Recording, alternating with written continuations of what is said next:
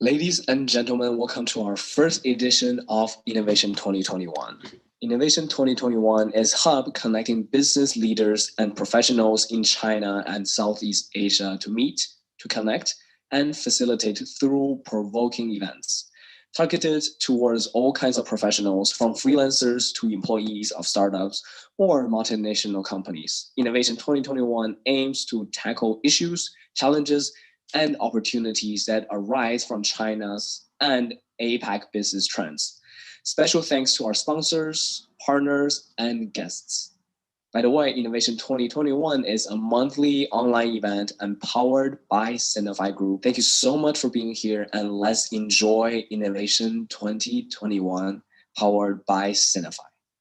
Kristina Koehler-Coluccia, she is the head of business advisory at Woodburn Accountants and Advisors. Kristina is a leading expert on inbound investment into China. She has 18 years of experience in corporate services and compliance. She is an expert speaker and author of publications on investment into China. She has worked with over 500 international companies across industries and sectors on their China market strategy, implementation, and growth.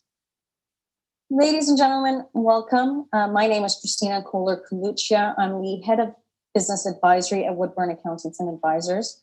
I'd like to thank Sinofy and Innovation 2021 for inviting me to participate in this program and in these workshops.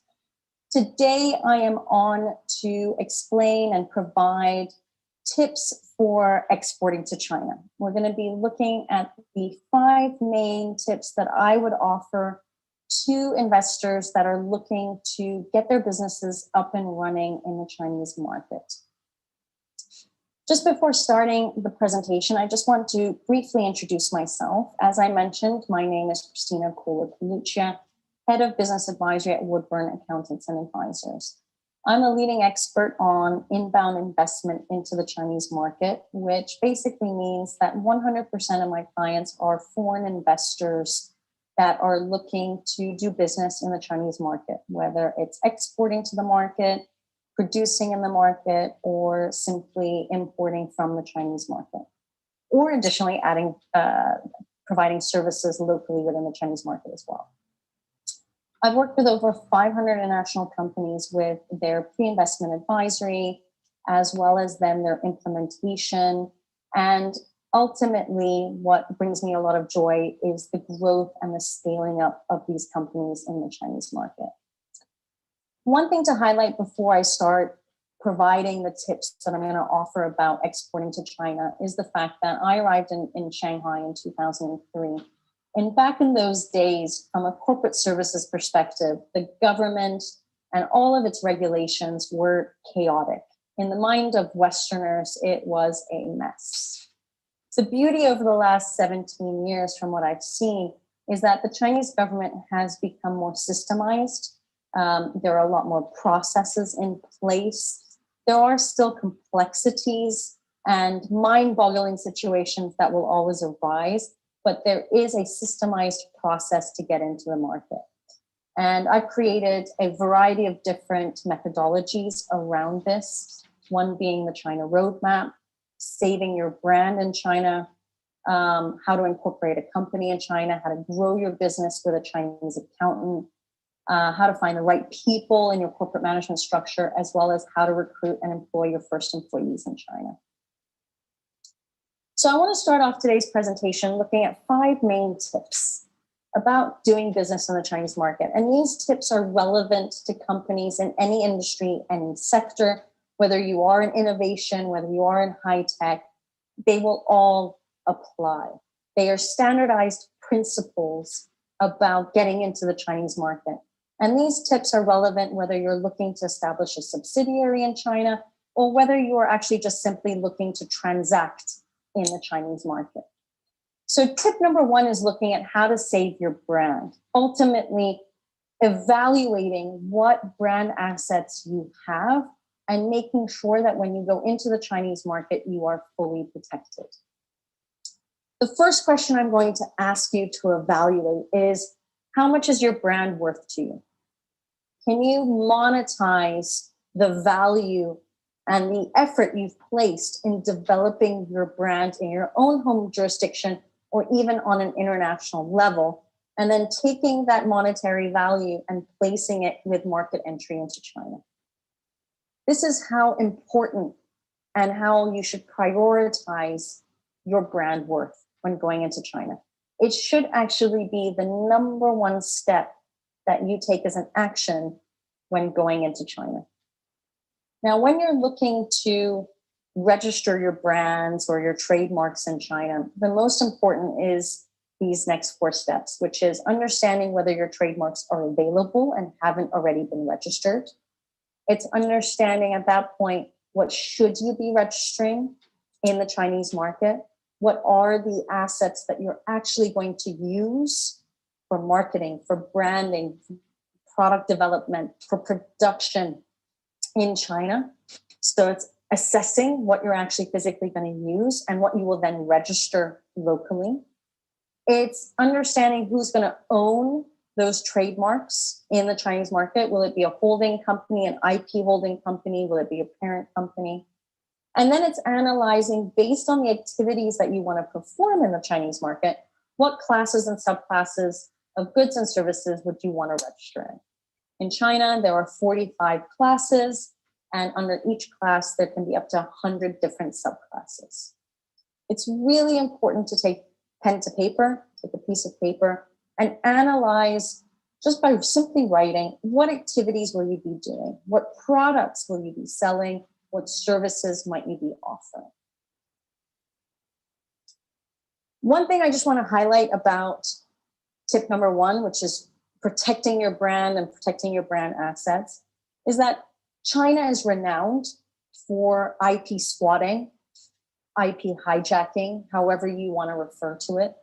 So it is something that, although it is an administrative measure and it takes time to do that administrative measure, it should be on the top of your priority list. Tip number 2 is data. Do you have any data at your fingertips where you can analyze the opportunity that there is in China for your product or for your service? Research and data mining is crucial to making any decision when going into China. And there's a variety of different research studies. I've listed here a few that came on the top of my head, from market segmentation to product testing to competitor benchmarking to brand awareness, pricing research, etc. You can break this research down into so many little details and focus just on a few of those to understand with that data whether it makes sense to go into China.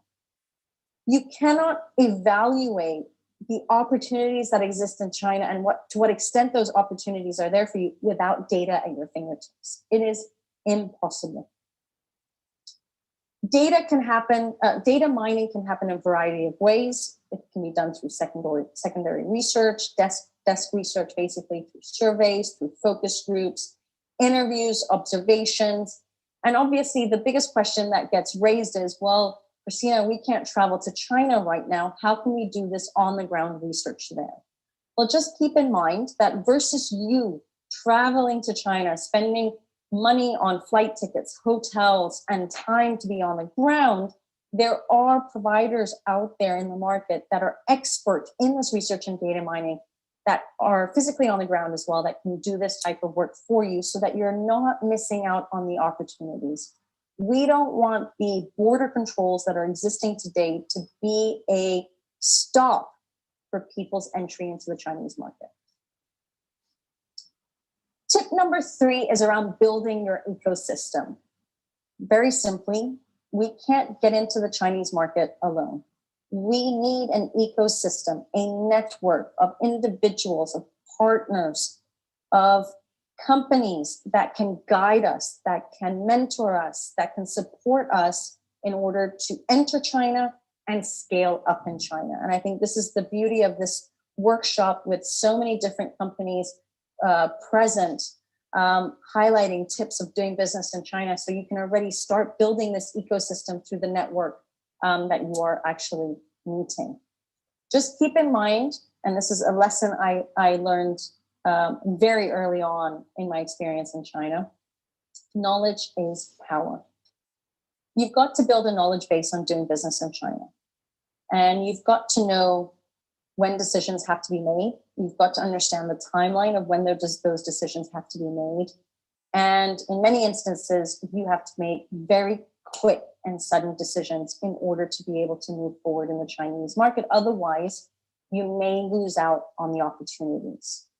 So it's important to understand where you can gain knowledge from. Now, joining these workshops, watching the videos from myself, as well as all the other presenters, joining the live Q&A will give you a certain knowledge base that will help you to make the decision about whether you want to go into the Chinese market or not. But it is important to continue that education on a daily basis, okay?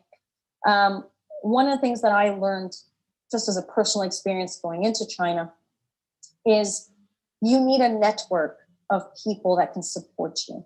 So building an empowering business ecosystem to support and develop and grow your business in China is fundamental. It will be actually a critical foundation to scaling up and growing your business in the market. And the big question obviously is, well, Kristina, I can't travel to China, so how am I going to meet or connect to these people? How am I going to get educated? Well, one is you're already getting educated through Sinofy, right? Because you're part of their network, you're understanding what they're doing. But it's also meeting people and individuals in other areas, whether it's through law firms, whether it's through other corporate service providers, whether it's through chambers of commerce, or your own China country association that might be open in your own home jurisdiction, okay? Now, most of these categories of individuals, companies, associations, networks will provide free information on how to do business in China. They'll provide articles, webinars, informational sessions, etc. And it's just a way for you to gain more knowledge about how to do business in China, but also to increase your network of people that might become useful to you as you scale up in the Chinese market. Other ways of meeting or connecting would be through trade shows, through virtual trade shows, through LinkedIn, through joining mini programs on WeChat, joining virtual networking events that might be organized through the various associations or networks as well. These are all critical. If I can give you one tip about building your ecosystem, it would be download WeChat and get as many people that you're meeting in the Chinese world, in the Chinese business world, onto WeChat so you can start having conversations with them and that you learn. And potentially business might be generated through these connections. It is a fantastic way during this pandemic that we're living through right now and not being able to travel in and out of China flexibly and easily and conveniently is to maintain those relationships through WeChat.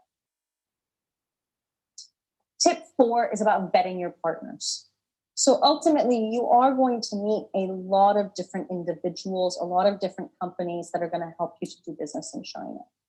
What is important if you have the time and resources to do this is to vet those people that you're going to start transacting with or that you might start doing business with. Just make sure that you have a knowledge of who they are ultimately. Now, again, I think this is very useful, especially for those of you that can't travel in and out of China, is how are you going to find these partners if you're not physically on the ground there? Well, you can obviously do very standard searches online. You can also download Tmall and do Tmall B2D. You can also use experienced B2B matchmaking companies. Or alternatively, and this is the trend that I'm seeing at the moment, is you can start building your own reputation in China so that distributors or other types of partners or investors may reach out to you.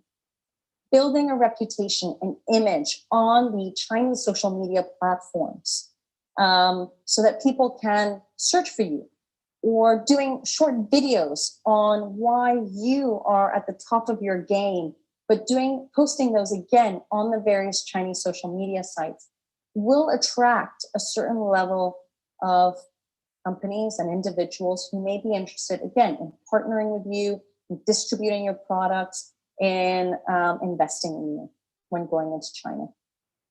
17 years ago, as I first arrived in China, It was basically Westerners came into the market and they had a pool of people they could work with and partner with, whether it was suppliers, whether it was distributors.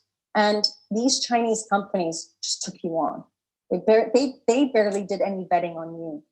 What I'm seeing today is that a lot of these Chinese companies have such an influx of clients in their portfolio that they're going to vet you and see what type of image you have and whether your image can be developed in the Chinese market.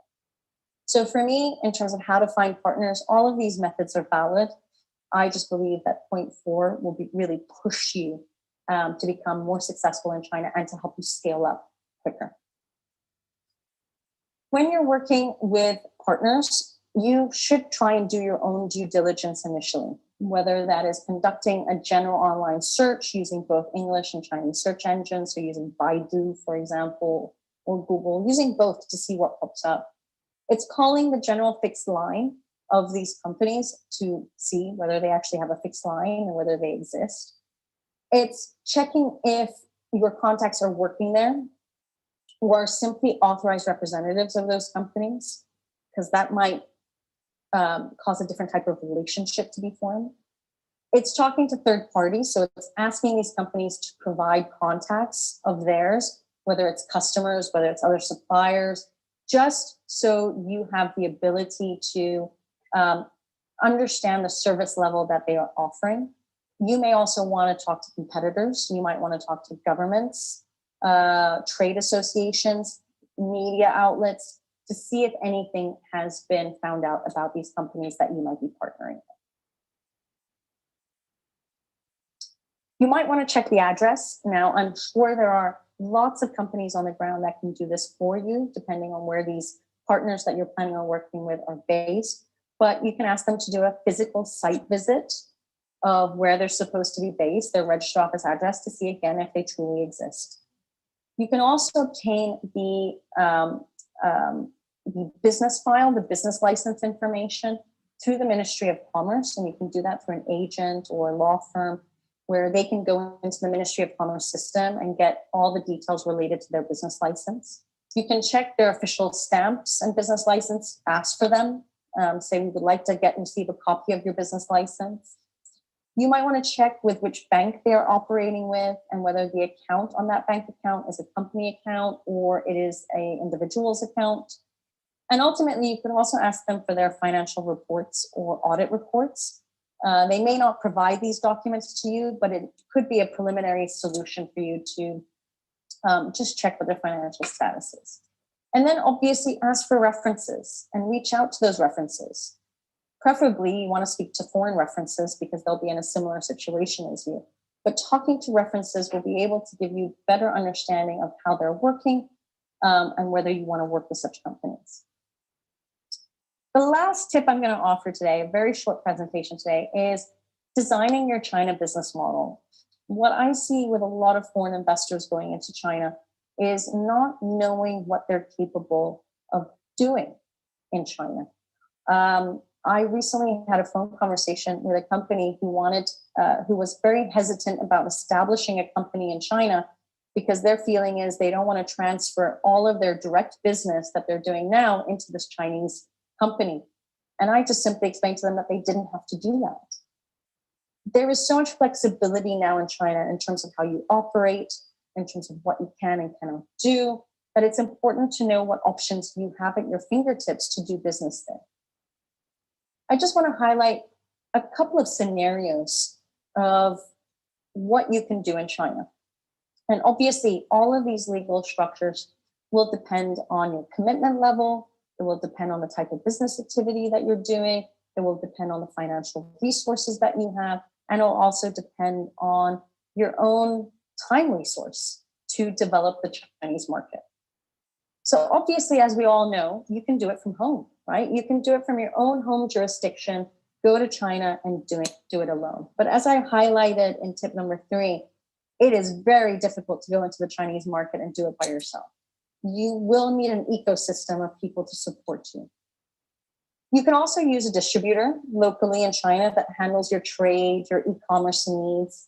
However, what you need to keep in mind with these distributors, as I highlighted earlier, was the fact that they are going to vet you. It's not a guarantee that every distributor is going to want to work with you just because you have innovated something that is spectacular.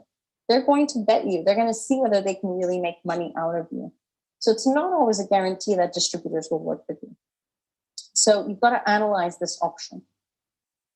As I highlighted, I think one of the first steps that many companies should be doing is to build a reputation locally. So potentially using a media agency to develop your brand, develop your products, develop your services so people understand what you're doing. And once you have that reputation, it could very well be that people simply reach out to you. And that's half of the work done, basically. Another is hiring an individual from your home jurisdiction. So expatriating somebody to China. But obviously, you don't want to necessarily expatriate somebody to China and then incorporate a company in China because you're not sure yet if you're going to be transacting. So you do have the option through an employer of record service to expatriate somebody who has a company already in China, hires this person, obtains the work permits, residence visas, and allows that person to be on the ground to do the physical manual labor that has to occur in terms of network development, building that ecosystem, vetting partners, formulating relationships, and negotiating contracts. Obviously, with COVID, this option is very difficult at the moment to be able to guarantee work permits and residence visas in China. Alternatively, you can hire an individual, just a Chinese individual. So going through a recruitment process to hire somebody on the ground who's going to formulate these same business functions of business development, sales, marketing, branding, negotiating, networking, etc., and using the employer of record service as well. Other than that, you're moving on then into the next scale up from there would be moving on to the types of entities that you can actually physically establish on the ground in China. One is a representative office, which is purely a liaison office, not something that I would highly recommend. Or you can establish limited liability companies, whether they are wholly foreign owned or foreign invested commercial enterprise. Just to very sum up the difference between the two, from my perspective, a WFI is more service oriented, whereas a FICE has the ability to do any form of sales. It has import-export licenses, domestic sales licenses, etc. The first three options mean that those entities are wholly owned by the foreign investor. Then you've got the domestically owned enterprises, which some foreign investors may use because they have a trusted employee who will set up his own business to run the transactions through it. Or you go the route of a joint venture, where it's a formal agreement between two or more parties, two or more investors, one of them being foreign invested. So these are all the types of entities that can be established in China. So those are the 5 tips that I'm offering today about exporting to the Chinese market and doing business in China. I'd like to thank you for your time, for listening in, and I look forward to seeing you all during the Q&A. Thank you and goodbye. Xing's primary practice areas include general corporate, foreign direct investment, merger and acquisition, employment, and commercial litigation. He assisted many multinational clients on their business operations in China. His experience also includes advising multinational clients with anti-monopoly law related cases, in particular drafting the merger control notification reports, preparing MOUs in relation to the anti-competitive behaviors and the abuse of a dominant market position. Hello, everyone. Say hello from Shanghai. This is Liang Xing speaking from Fieldfisher China office. Today, it was my great honor being invited by Sinofy to make a presentation to introduce Chinese legal system, mainly the corporate system and the IP legal protection system. Many people are very curious about to invest in China, the rising market, but people are also wondering how the Chinese legal system work. So today we will give you a broad picture about how you can carry out your business in China and what kind of thing that you should be taken care of when you're doing business in China. Now, my presentation will cover two topics. One is the foreign investment law, mainly of the corporate system of for setting up company in China. And the second part, we will focus on the IP rules and IP protection in China. For the foreign investment law, actually, the law was just passed and become effective from January 1st, 2020. Now, prior to the effective of the what we call foreign investment law, actually, the Chinese foreign investment legal system were regulated by a couple of the different laws of regulations. For example, if we set up wholly foreign-owned enterprise, that will be governed by the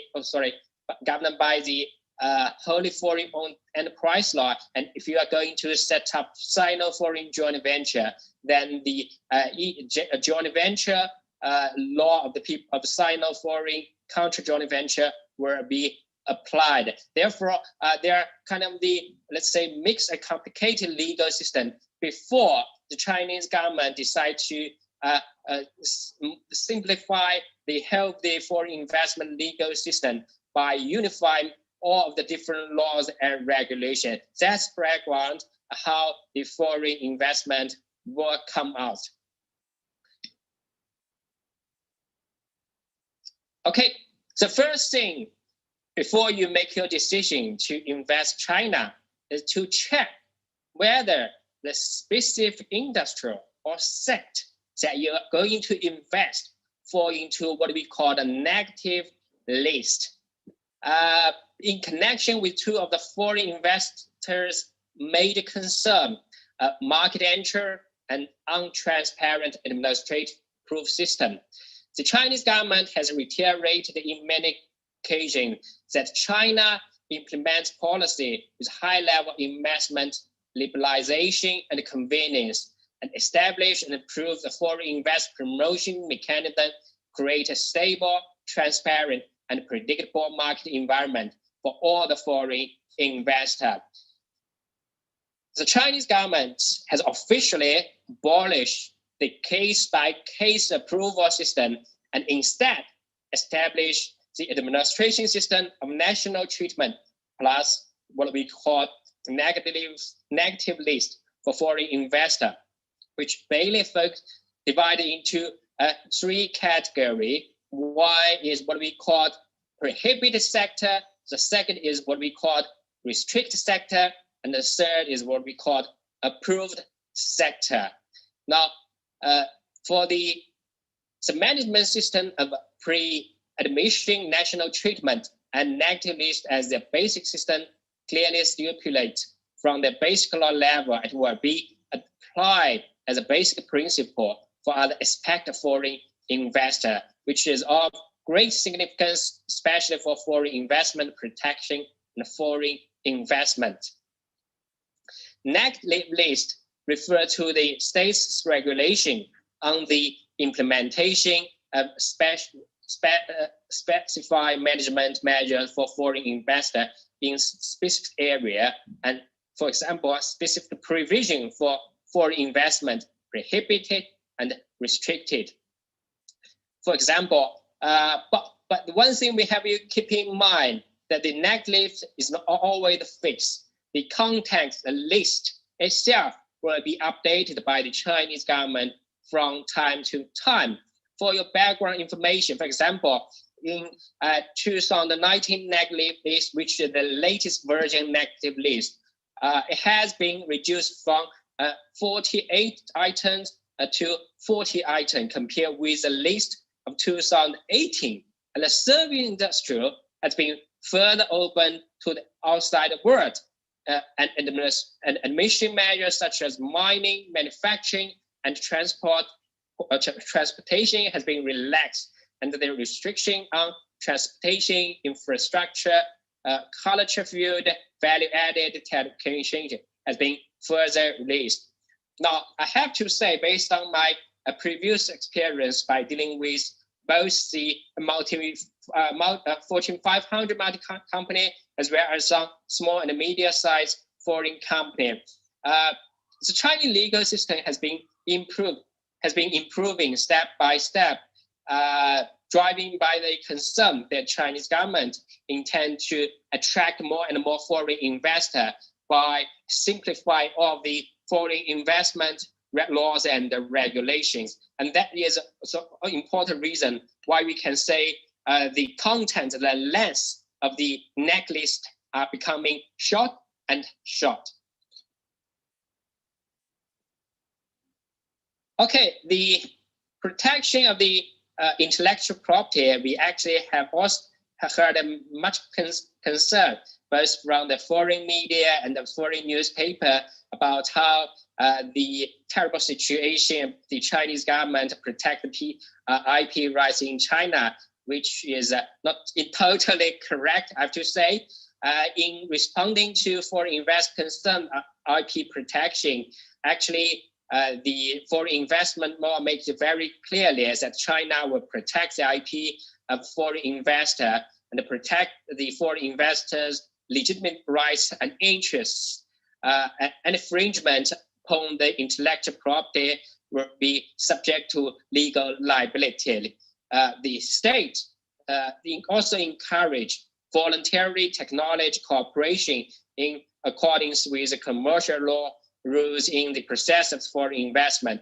Determined condition of the technology shall be negotiated and determined between the relevant parties upon the principle of fairness. So there's no such things actually. The Chinese government or Chinese party will inform you to sell or transfer of your IP rights. There's no such thing that you can find under the Chinese law.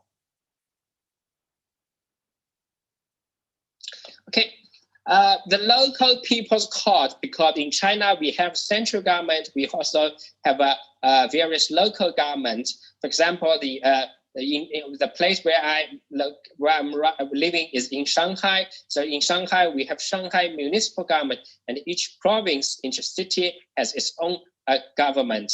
The local government, to all levels, their department concerned shall honor the policy commitment lawful made to foreign investment, and the foreign invest company perform all contract according to the present law. If, let's say, you receive any concern or worry that the legitimacy of your IPR were challenged by the pressure of the local government, trust me, there's some proper sources we can make our complaint to the high level government in China. We will make sure that your legitimate IP rights will not impact by discretion of any local government officials. Okay, in the first part of my presentation, as I said, we have simply discussed about the broad picture of the Chinese foreign investment law. And the key message we can see from my presentation is that the Chinese government encouraged the foreign investor to set up company in China to make your investment either in a way by yourself or in a way to cooperate with their Chinese partner. So much restrictions and limitation has been lifted in order to encourage more and more foreign investment. Now, second part, we were talked about the intellectual property as well as its protection measures.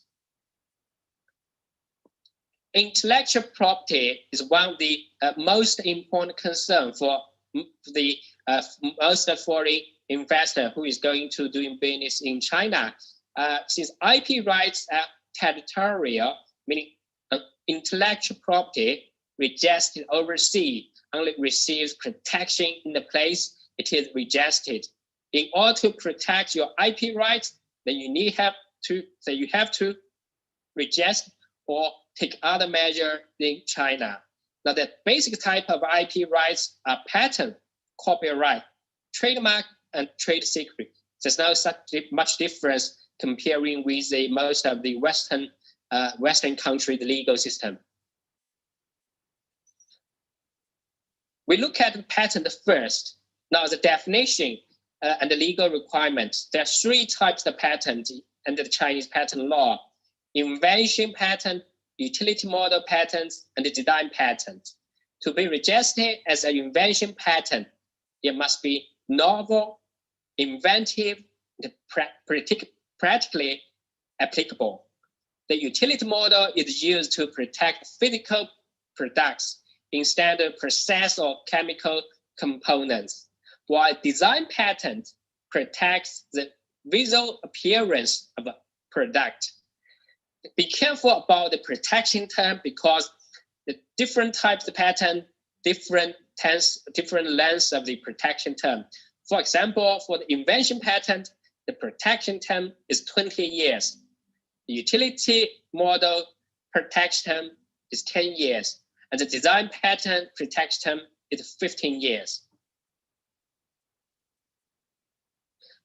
Register authority. Well, the invention patent application must be filed directly to Chinese and National Intellectual Property Administration.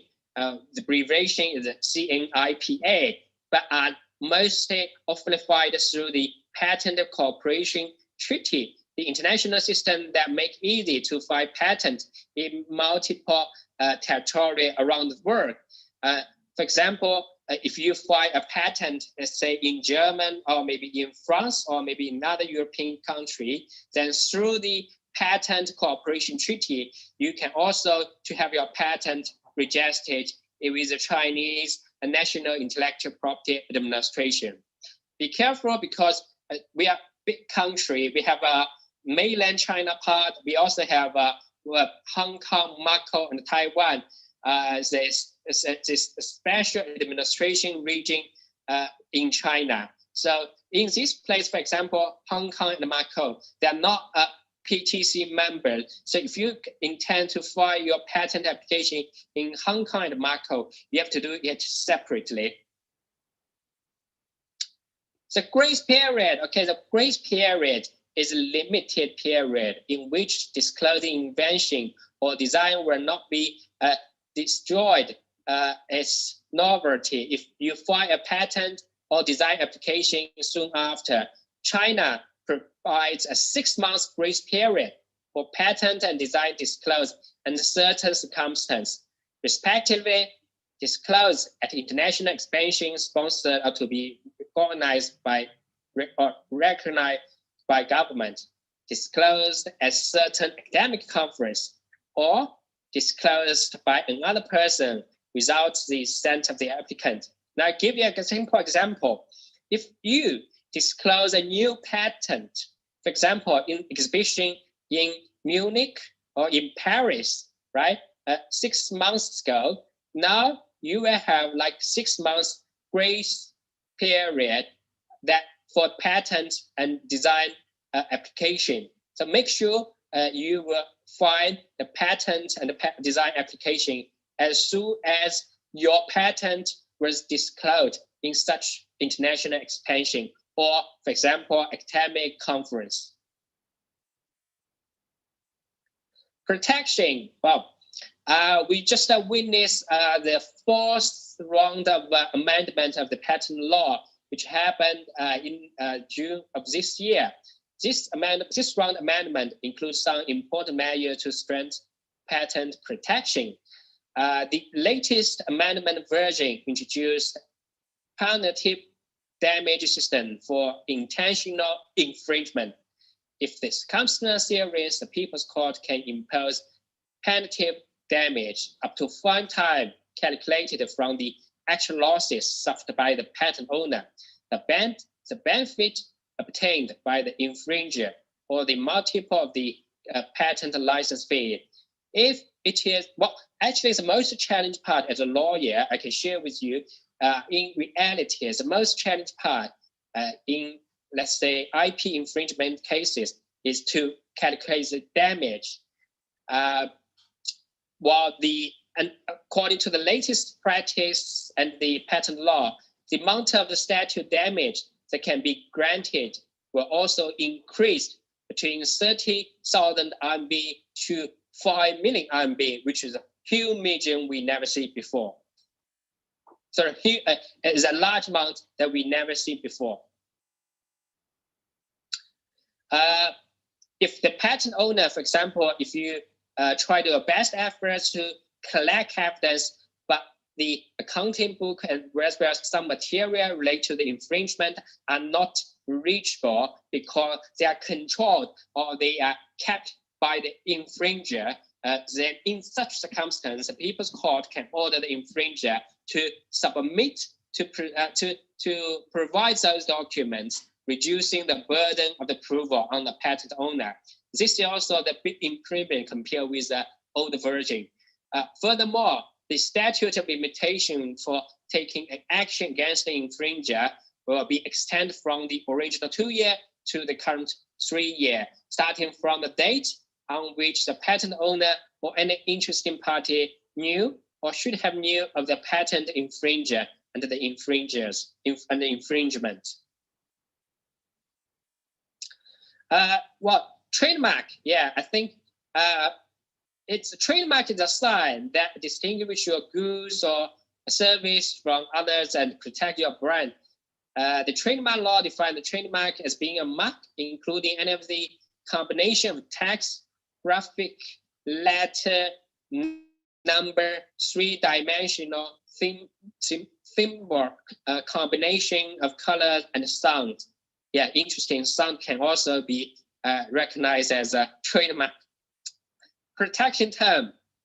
The trademark are continuously protected, submit to renewal every 10 years. The application for trademark registration must be filed to the Chinese government authority called Trademark Office of the State Administration for Industry and Commerce.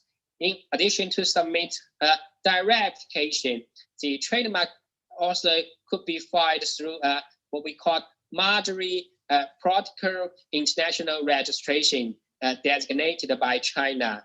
At present, be careful, again, the Hong Kong and Macau are not member of the Marjorie system. That means if you want to have your trademark registered in Hong Kong and Macau, then you have to apply for the trademark registration in these regions.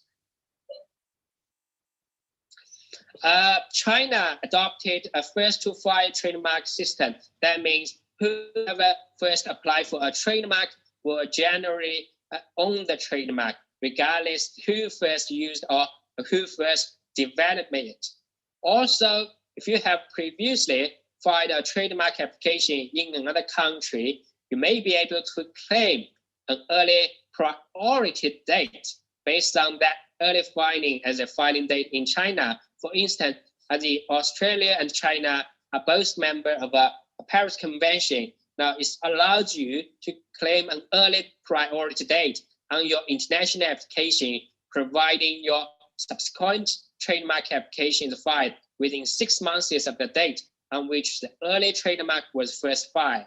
The trademark must be the same trademark, and only the goods and service in the original application can claim the early priority date. We adopted trademark goods and the service into 45 classes and then divided those 45 classes into numerous subclasses. It's much more complicated, I've told you. Registration in one subclass will usually not prevent someone else from registering in a different subclass. I give you a simple example for the, let's say, the logo of Coca-Cola. Now, if you have the trademark of the logo of Coca-Cola, register an item, take example, the soft drink, but someone else may also have this logo registered in other, for example, hotel or maybe Cheers, a franchise. So you have to be careful to make sure that the trademark registration covers more broad as more possible to enough cover those kind of the business activity you are going to conduct in China. If a Chinese trademark is not used for 3 years, be careful about this deadline. A third party can apply for its cancellation or non-use. The trademark owner then has to provide evidence of use of the trademark in China. A certificate of registration provides evidence of your Chinese trademark registration. This is often required in order to enforce your trademark in China. Copyright.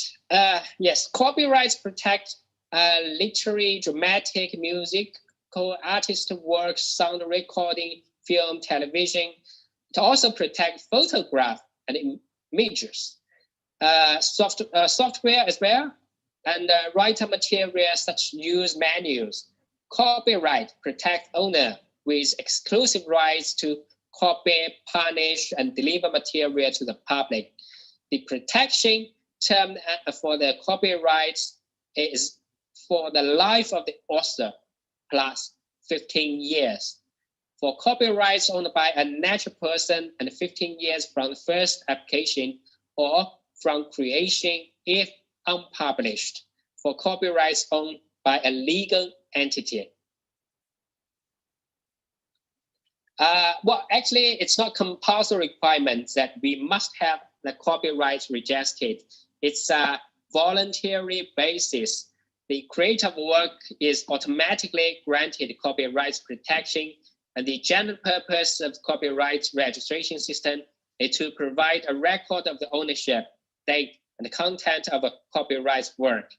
The registration authority is the National Copyright Administration of China. Software copyright. China operates a specific software copyright registration system. Like other copyright registration, the software copyright registration is optional, and then the main benefit is to facilitate enforcement against any infringer. I always recommend my client to have their copyright registered in China, because in case there's any infringement, then we can simply show the court one copy of the trademark certificate. Then we don't have to spend more time to prove that we are the legitimate owner of the copyright that are in dispute. Trade secrets. This is also a very interesting topic because we have seen some, let's say, very some cases in China about the some employee jumped from one company to another, they're being accused of stealing trade secret and being sentenced into prison in very worse serious conditions. A trade secret can be any confidential information of value, like unlike other IP rights, trade secrets are not protected by keeping them protected by keeping them as secret and are not registered with the IP office. The protection of the trade secret will last until the information is made public. Security let's take a quick look about the protection measures and the trade secret.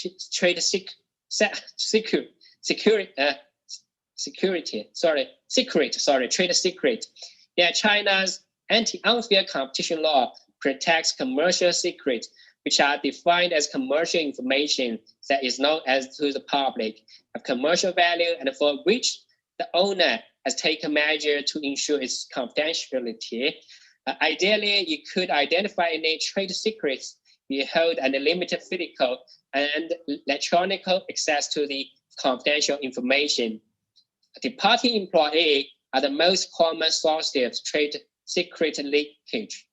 A breach of trade secrets can be enforced in the court, but it is often more difficult to establish the infringement of registered IP rights. So instead of the general provision, when we help our client to finalize the employment contract, usually we will also make sure that we will have the non-competing clauses included in our employment contract, and to ensure that the employee will not be in a position to steal any or bring out of the trade secret to any other companies. So this kind of the employment advice we can also offer to those new coming to the Chinese market. Well, last page, a brief introduction about myself. I'm a partner based in Fieldfisher, China. focus on corporate employment, as well as some merger acquisition cases. I'm PRC qualified lawyer. I also have a degree in the United Kingdom. Our firm, Fieldfisher, is an international firm with a headquarters in London. So globally, we have right now, I think, 26 offices cross-border. Most of our offices are in Europe. In China, we have 3 offices in China: Beijing, Shanghai, and Guangzhou. I'm currently based in Shanghai. So that's the basic information about myself and the firm I'm working with. If you have any specific question, you are welcome to send me any email, and you can find me contact information in our official website. Thank you for your time today, and it's my pleasure to share this information with you all, and I wish that we can have more deep in discussion in the coming days. Thank you.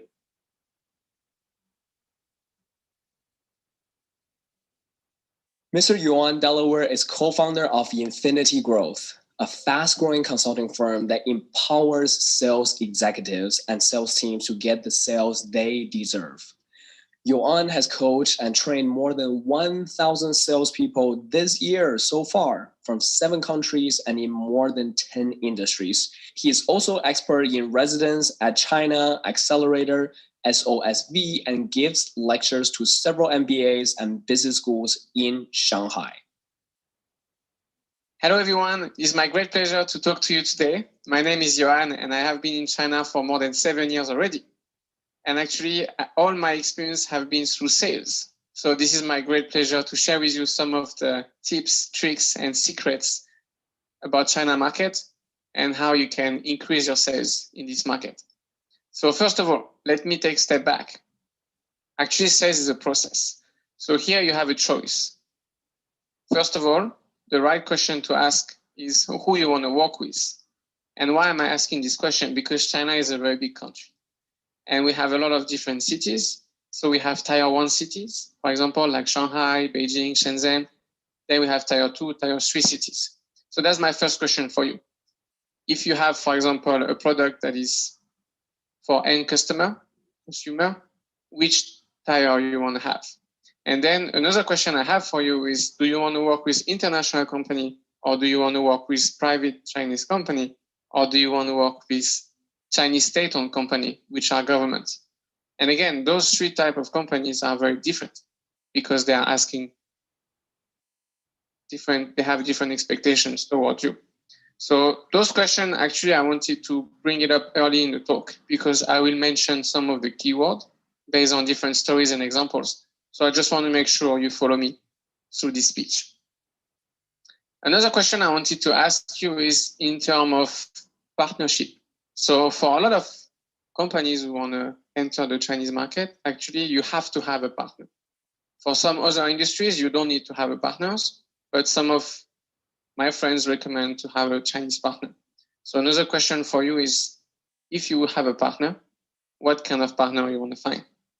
So I hope that through all of those questions, you can already start to visualize yourself in China. So if I bring back to the sales process, actually sales process have different steps. So first I'm going to highlight those steps, and then I'm going to share what I found was working depending on different experience based on those steps. So you have 6 steps in a traditional sales process. The first step is prospecting. So you can imagine a sales funnel. So this is usually at the top of the funnel. This is where the leads come in, or where the consumer start to have information about your brand. And then after prospecting, you have qualifying. So qualifying means that you are asking a series of questions to make sure that the customer you are talking to is the right one for your company. Because some of the customer might not be qualified. So they might not have the right budget. The value proposition you are providing might not be appealing for them, etc. After you qualify and you increase your chance basically of making the sales, then you go to proposing. So you are going to propose your offer, whether it's a software, it's a service, or it's a product. Once you propose, then sometimes you might have some objection. So the person you are talking to might tell you objection like you are too expensive, you are not in China, we have never worked with you, we have another supplier, we are happy, etc. Hopefully, after you handle those objections, you close the deal, and then you need to deliver. So what I call exceed expectation. And I will explain why exceed expectation is extremely important in China. And then finally, you have grow. When you want to grow the accounts, when you want to work with more cities, to upsell, cross-sell, etc. So what I would propose in this speech is actually I will share some examples and stories for each of those 6 steps so that you can have the overview. And then, of course, if you have any more questions, you can also ask me later on during the Q&A session or by reaching out to me directly. So if I come back to the first step, the prospecting step, usually this is the link between marketing and sales. So for today, I will focus a lot on sales, but I will also refer about marketing best practices because I'm very honored to have some clients who are leading marketing agencies. So actually, you can get the clients through different ways. The first way is what we call SEO, SEM. And in China, one of the major ones is Baidu. So it's very similar as Google, it's just the Chinese one. And then you have social media. And actually, you have a lot of social media in China right now. So for example, you have Weibo, which is a kind of Twitter. You have Xiaohongshu, Little Red Book. You have TikTok, you have Douyin, etc. So you have a lot of social media platforms. Most of them, they are under Tencent or Alibaba. And actually, through the social media, this is also how you can bring awareness. And for this, I'd like to share with you a story. Actually, this is a story of one of my friends who is selling fertilizer.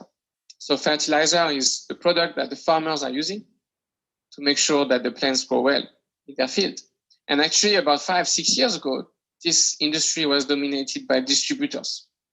And that's why I'm asking you earlier what kind of channel and who you want to sell, because distributor can be a way for you, especially in FMCG.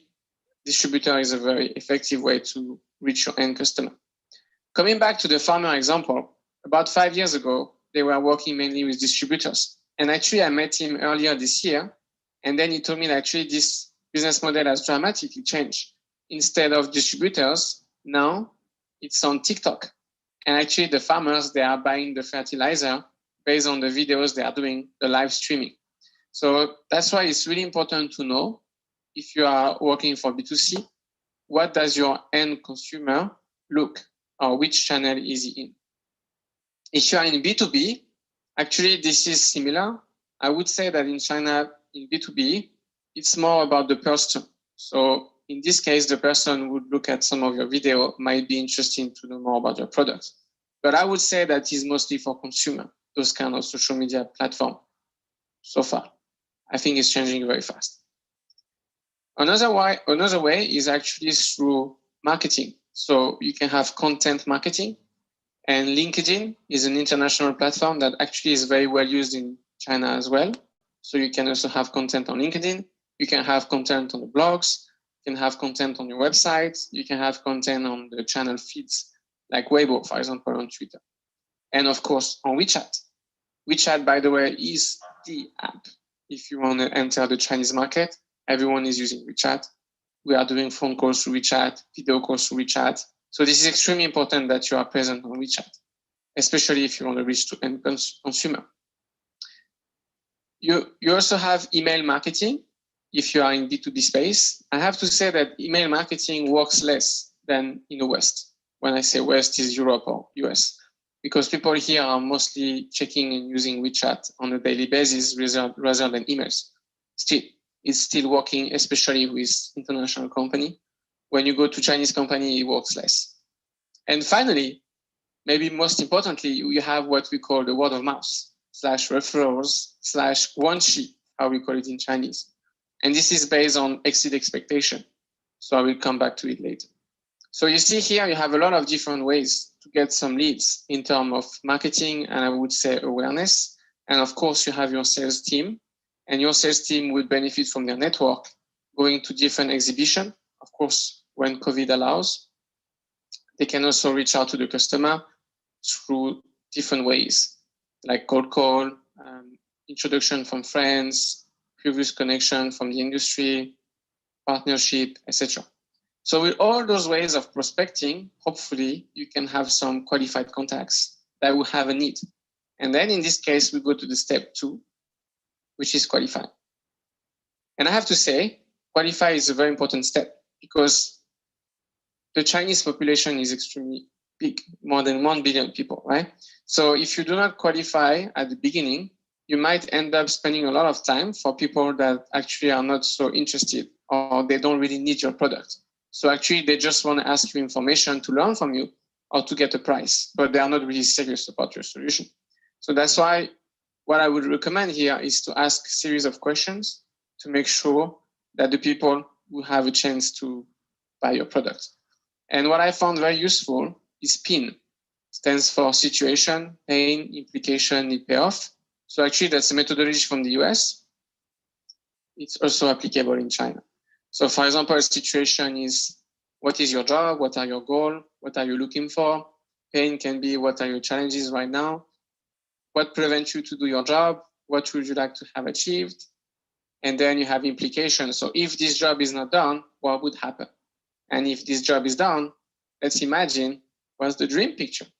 And finally, it's about need, payoff. So what do you need to make this picture happen? So actually, through those series of questions, you can listen to your customer needs. You can listen to your customer expectation. And then based on that, you can build what we call persona.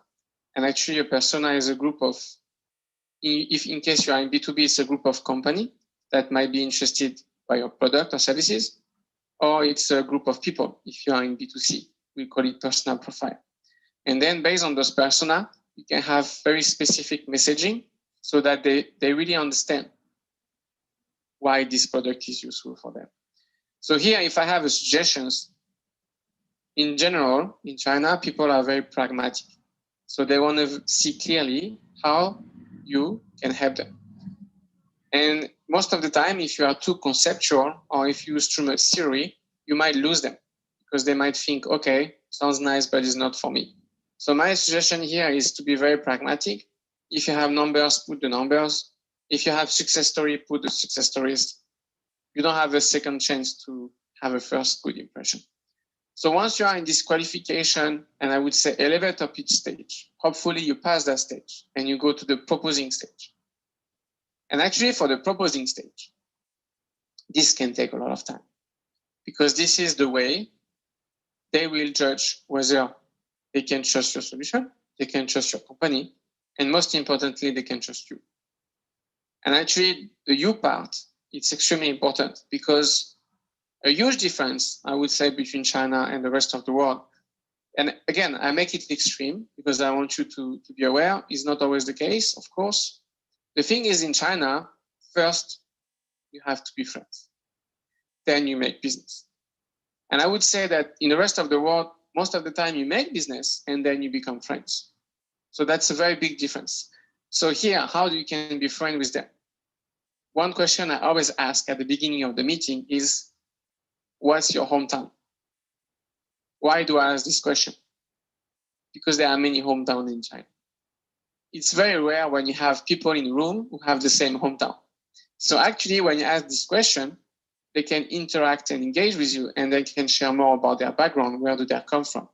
And this is a great way for you to know more about also their mentality, because usually people from the north, people from the south, they are different. Just a funny example. In the south of China, people love to drink tea, near Guangzhou especially. And in the north of China, people love to drink baijiu, which is the very traditional alcohol. And in the middle of China, I would say this is between tea and baijiu. People love to drink wine recently. In Shanghai, I can tell you, most of my Chinese friends now, they become great drinkers of wine. And actually, some of them, they might not drink alcohol, but still, you can have this way of interacting with them. Another way, of course, is about family. It's about their personal situation, whether they have kids already. So this is also a great way to connect. I know recently we cannot really travel abroad, but maybe some people went abroad before. You can also ask them. You can ask them about how do they feel in their company right now, etc. They are expecting that. They are expecting you to be curious about them, to be interested about them. And one example I have is actually one of my clients. I know her for 5 years. She's working for a state-owned company. And the first time I met her, I really genuinely wanted to know more about her. I wanted to ask about her husband. Actually, at that time, that was her boyfriend. They got married in between. And then actually last year, she thought about me and she asked me, listen, Yoann, I know you for 4 years and I know you are doing a great job. And we have this project and you're the first person I thought about. You can let me know if you can do it. If you can do it, we do it together. If you cannot do it, I will ask someone else. So you see here, they were really in a feeling of, okay, I know you, I can trust you. I know you are doing a good job, so I want to work with you. And then once you prove me that you can work together, they don't even look for competition. So this is also a good thing is when you invest in a high pair of targets and you build that relationship, actually that relationship will come back. So that's why I said it's important to create that relationship and connection. And of course, you have all those traditional ways using value proposition. So what are the gain, what are the pain, and then how you can relieve the pain, how you can create the gain. All of that is working very well, plus the trust. So once you have proposed, you might come to objections. And actually, there is a famous saying in China, nobody wants to eat the first crab. Nobody wants to eat the first crab. What does it mean? It means, let's imagine you are in a restaurant, everyone around the table is looking at a beautiful crab. They want someone to eat it, to make sure the crab has no poison in it, so that the person doesn't get sick. So that's the metaphor back in the days of earlier China. So what does it mean? It means if you don't have clients in China, they might be very skeptical. They might tell you, who are you working with in China? And if you don't have clients, they might run away. That's very high possibility. So here, a very quick and actually well-proved suggestion is when you approach those people, it would be amazing if you could have a partner that already have some present in China where you can propose a solution together. So the partner proposes, let's say A, you propose B, and then together you have A plus B. If you do so, it might be much easier for you to reach out to that customer. Another way is actually what I call the fear of missing out. So if you are, for example, contacting two companies that are competing very heavily, you might tell them, listen, I am in communication with you and your competitor, and actually we think that we're going to work together soon, etc. So it might help you to make them understand that actually you are very serious about the market. And actually, if they don't work with you, that competitor might work with you before, and they might lose some chance or they might lose some speed. So this is also another way you can go around. Of course, it needs to be true because most of them, they have a way to check it. But that's one of the suggestions I want to bring you as well. About the price, you have the two extremes. So when you talk to someone at the beginning, they might tell you, there's no problem for budget. I have budget. And then at the end, they might tell you are too expensive. So here, this is very common. So for this part, my suggestion is you can mention about some range. You can mention about a global envelope, depending on different options. And then you can see based on their reaction, what do they really want to have? Because they can require you a lot of POC, demos, and at the end, you have nothing. So here, it's really important on samples. It's really important to set the expectations clear. This is about the efforts. If you are providing something, you need to ask for something in exchange, and etc. So this is usually how I balance the expectation. Otherwise, it might be very difficult. Once you have handled all of those objections, hopefully you can close the deal. And as I mentioned, you need to exceed expectation. So why exceeding expectation is so important? Because actually, there is a famous saying that says, if a customer is happy, they can bring you 3 more customers. And if your customer is not happy, they can make you lose 10 customers. And you might ask me, how is that? Social media. Here, when the people are not happy, they say it. They say it on WeChat. Some of the stories actually goes viral. So it's very important to exceed the expectation, because on the other hand, if you exceed the expectation with your customer, they might tell their home friends, their whole compound, their whole cities about how happy they are. And this is a very good way for you to grow your customer base, whether it's in B2B or in B2C, both the same.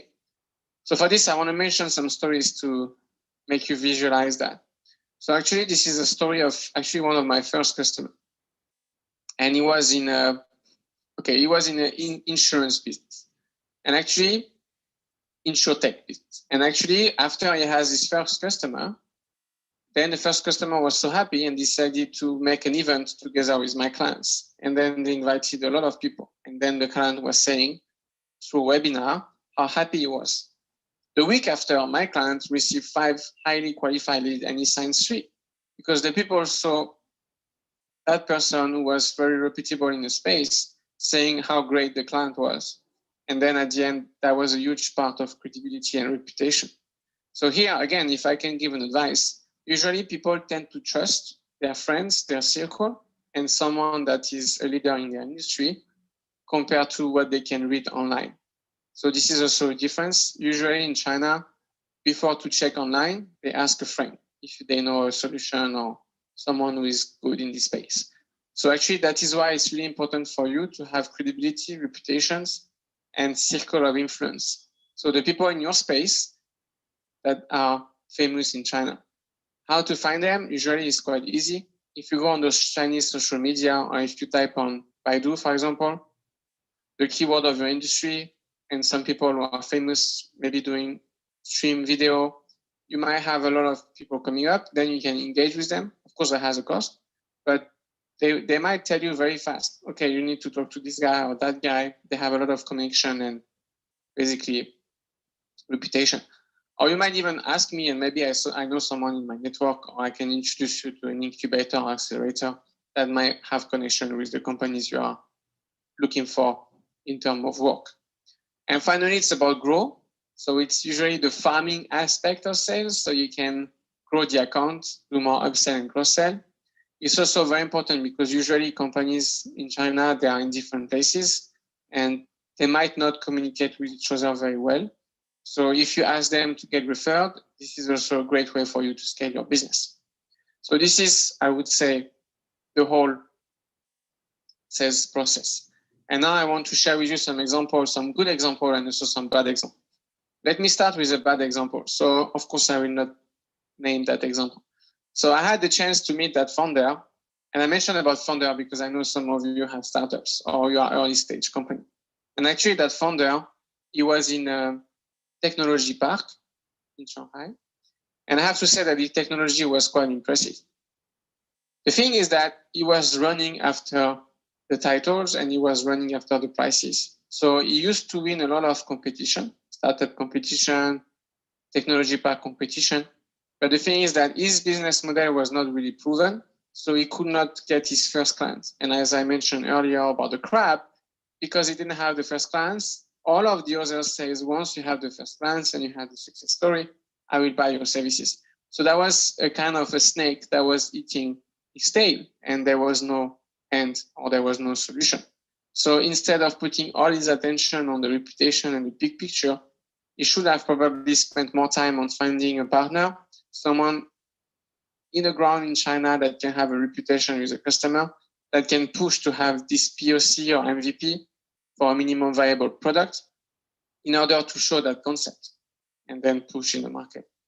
Another bad example, and I have to say, is in terms of IP. So I have this customer, he had a great technology. He didn't really, I would say, he was not careful enough about the way he was introducing to his colleagues. One of his colleagues quit, decided to run a similar company, and then at the end, they took the market. So here also, it's really important when you hire people, you cannot really know if you can trust them or not at a certain point. So it's important to make sure that you don't provide all your codes or all your know-how to one person, because in this case, your risk is very high. On the other hand, so that's about I would say, the example that didn't work out. So as I said, one was too focused on competition and one was not enough careful in terms of protection of his know-how and IP. If I go to the successful example, and there are so many, one successful example I have is about that. Okay, I will not mention any name as well because I want to make sure I don't disclaim something confidential since I have NDA. But let's say there was this guy who have this app, very famous app, in order for people to learn every day. And why he was successful and why he's becoming more and more successful is actually he chose to work with companies that have a big visibility in Chinese market. So he chose to work with hotels, he chose to work with logistic company. And then with those clients, he was really able to make a product that fits to their needs. So that those people, they were extremely happy, and then they refer to the network. And at the end of the day, he created this kind of ecosystem of people talking well about him. Another successful example I have in mind is about, again, I don't want to mention the name, but there is a very famous food store now that is in Shanghai, and I have hundreds of stores. And actually that guy is really detail oriented. So he wanted to make sure that all the recipes have been tested. He wanted to make sure that all the store looked the same. And he wanted to make sure that the experience for the customer was great. And then he introduced this app for a loyalty program. So basically every time you buy something, you have points.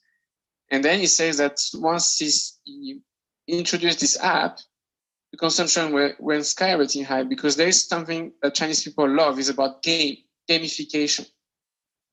Video game is one part. You also have gamification in loyalty programs. So how many points you can earn. Every time you buy, you can see a tree growing, etc. So this is something that they really like. They really like the gamification part.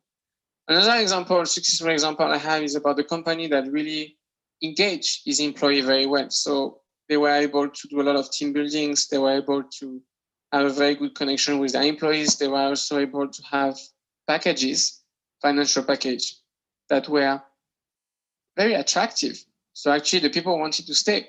They had some shares in the company. They also had a career plan.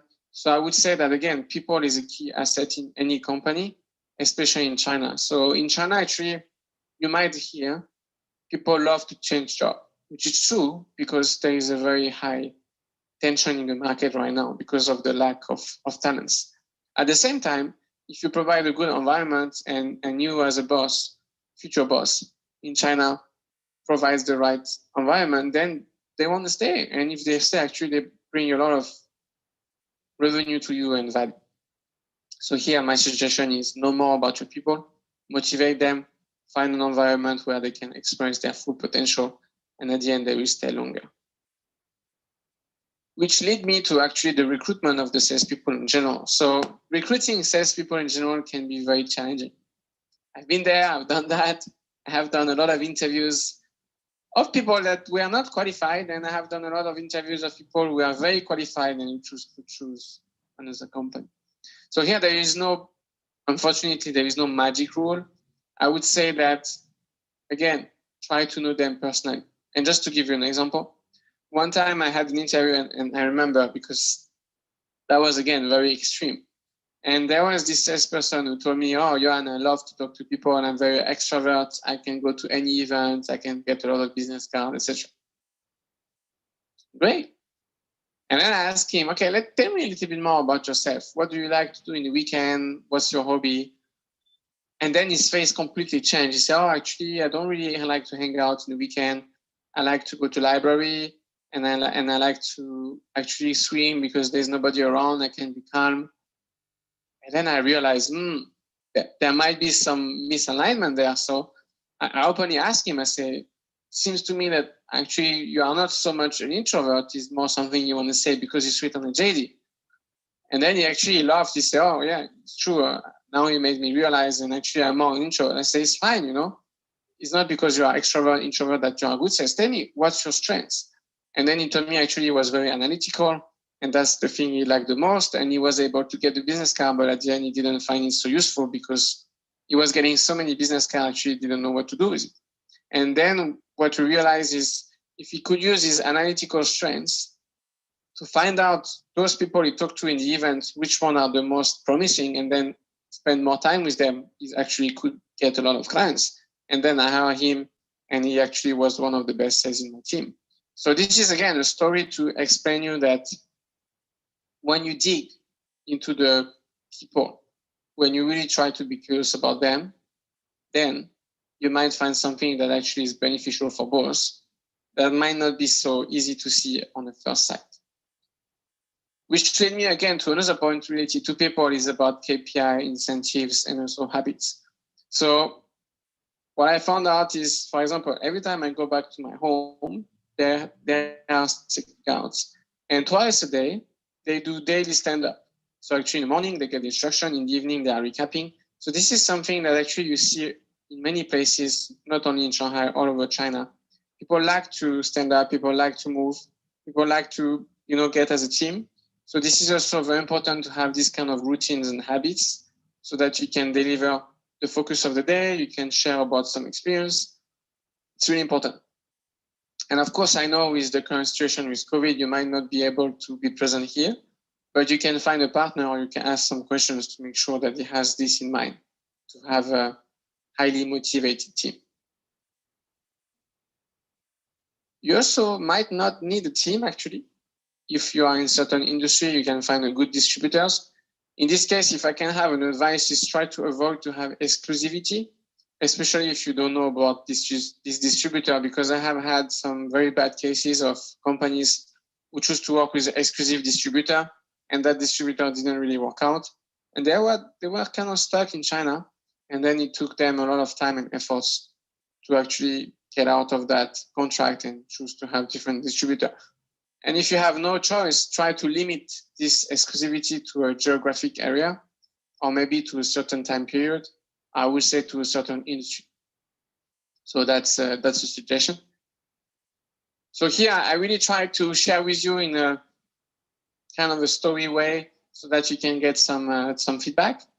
And I think the best for me is if you can have some specific question based on your business, because again, I have helped and supported, empowered so many companies in different fields and also different business models that it's kind of difficult for me to be too specific because I don't want to lose the rest. So in this case, maybe you can, write down your questions, and then I will be happy to reply in the Q&A, or I will be happy to reply if you contact me directly. So thank you so much. That has been a pleasure. I know that was short, but still, I try my best to give you a flavor about sales in China, and looking forward to talk to you soon. Bye-bye.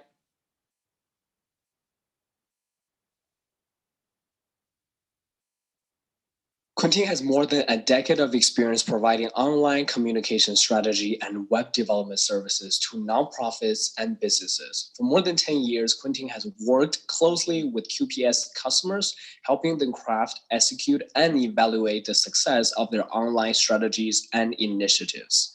Quentin created QP software over 10 years ago. Prior to founding QPS, Quentin developed software and web applications for clients back in 2001 during his computer science studies. Okay, hello everybody. So I'm Quentin, the general manager of QP Software. And today I'm going to have a presentation about the digital localization of product for the Chinese markets. So I'm going to speak about these different topics. First, about the hosting your product in China, the ICP license. I'm going to describe few consumer data about the mobile market and WeChat in China. I will make I will compare mobile app vs WeChat mini program, so you know both options, which one would be better for you, and what's the technical requirements when you plan to migrate your products in China for the Chinese markets. So first, why should you host your website or the backend of your e-commerce or of your product in China? First, you will have a better performance because if it's hosted outside of China, because of the Great Firewall, it will be slow to load.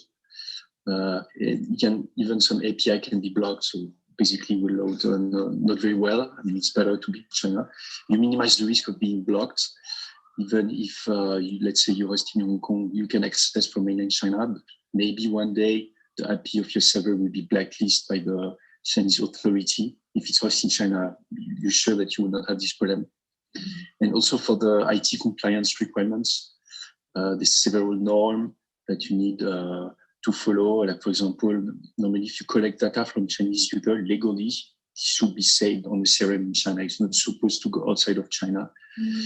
So that's it. And the thing is, if you want to host in China, you need to apply for this ICP license. if you don't want to apply for an ICP license, you still have the option, of course, to host your website outside of China and try to make it visible here for the user in China. So the best is to host in a country which is not too far from China. The best would be Hong Kong, because with the distance from the user in China, we still load, at a decent speed.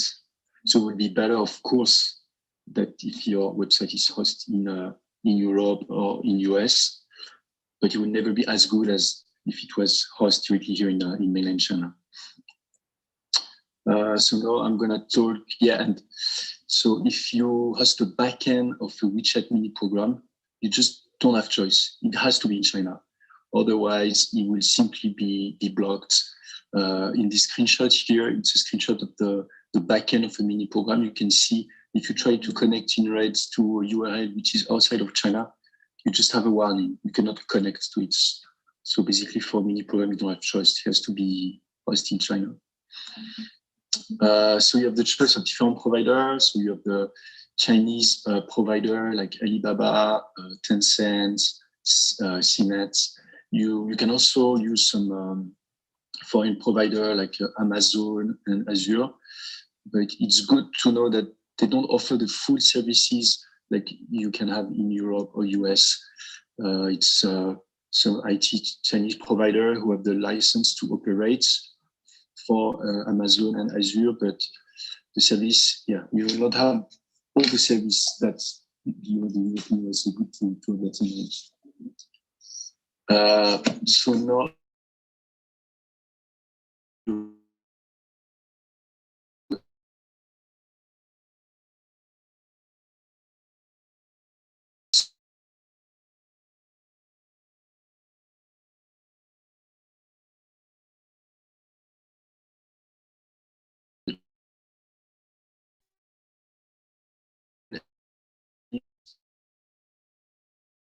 the name of your Chinese, because later you will waste some time in the process when you do the ICP license, because you have to transfer in China, change the ownership to the Chinese company. So it's good to know the process before to start to book your domain name, not wasting some time. About the ICP registration, so the ICP, it's mandatory to host any website or backend in China. It's a number you will put in the footer of your website. Basically, if you don't apply for this license, your website will be just shut down by the authority. So you have several kinds of ICP. The first one, the basic one, is the ICP filling. This is more for corporate and informative or branding websites. It takes 30 days to apply, between 2 and 4 weeks. It can be applied by a foreign company, even by overseas company, which is interesting. So it's if you don't have company registered here locally, you can still apply for it with your company registered in Europe or US. The second kind of ICP is the ICP commercial license. It's much more complex to get, because this one is for e-commerce websites. So if you have some online transactions, selling some service and products, this one you need to have a joint venture and minimum capital of 1 million RMB. Then you have the EDI license. So this one is really the most complex one. It's for marketplace.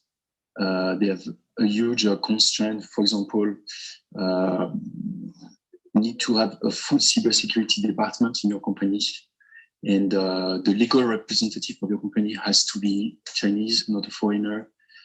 They will verify how much social security you pay your employees. And for this license, if you apply and you reject, you have to wait 3 months before to apply again. So basically, it will take 6 months, but in reality, it can take years to obtain. It's quite a complex procedure. So now I'm gonna bring a bit consumer data in China about mobile and WeChat. So this is quite interesting. So on the 1 billion internet user in China, 99.7% of them access internet from mobile. 32.8% from desktop and 22% from a laptop.